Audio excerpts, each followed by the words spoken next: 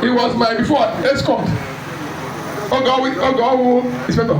But now it's not DSP. Solomon, Solomon, you are welcome. He was my escort when he was inspector. Escort me from here to my village every December. Today now, I was in one star. Because my brother, my only brother, Odiola, the ACP, Odiola, the commander SWAT, and then the Gono. Senior, Ichie, no. Oh, my brother, ACP, Odiola, Sabin, now commander SWAT, before Federal the car, my sister, in the Gono. Onye ifo jikwe ụmụ isii edo ọgba olugbaji onye ahụ SP ọ mara smart sabe nne ka ndị akwụkwọ na ịgba ọrụ ọfụma ọrụ ọfa ọ nwanne nwaanyị ife a ọ bụrụ na ọ dị njọ millions ọrụ ọjọọ njọ millions this is my sister. This is Shupo serving in zone 2. That's her name. Justina Adapo. Nna kwe ya Justina Adapo because Oya Osupo serving in zone 2. He's a very good woman because you know here I would tell you to take Maga tomorrow other mama no so hey come out of the time illuminate I confirm. No, so welcome. I'm making my high chief. Chief Ngene.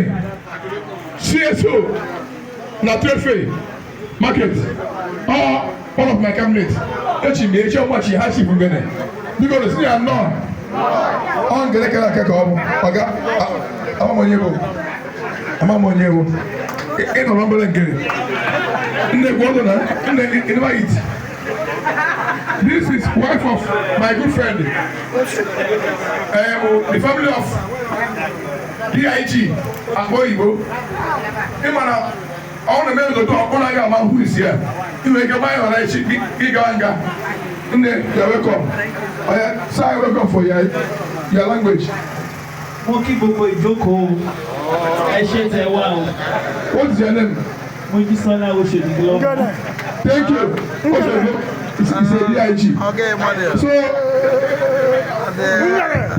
hello. Especially. The only vice.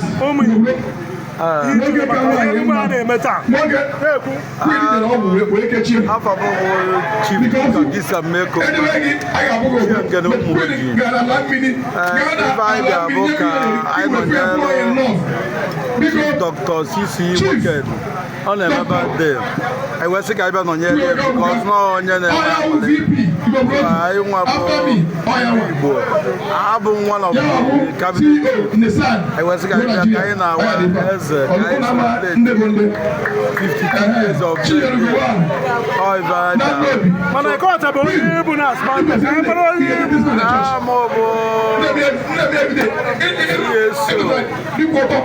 APT 12 Association of Progressive Nime 12 all the other CSO all 12 mean chairman of us Dalosa the high chief to be by next month high chief Owa Ndigo na Lagos State. Yes. Our will be signed. Approved by the chairman of cabinet.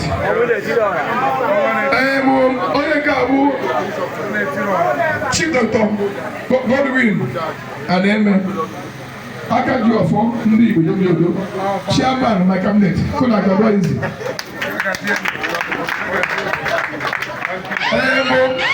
I'm the able secretary, the able if I go there. The able na gaba, you man, the man is short. Only our brother, Yahoo chief commander, if I go there. Yahoo secretary, my cabinet secretary. Onya atuma Yahoo OGB geri ni. On the level. Inyo ahe, yadera, inyo na ahe. Wetaju paria. Como wa yibu wetaju kile. Mo MC o. You understand? I don't know who opened door for you. You are never done ever.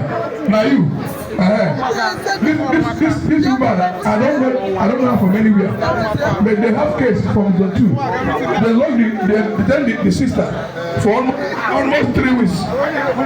Which somebody there, a police officer, give them my number. They called me.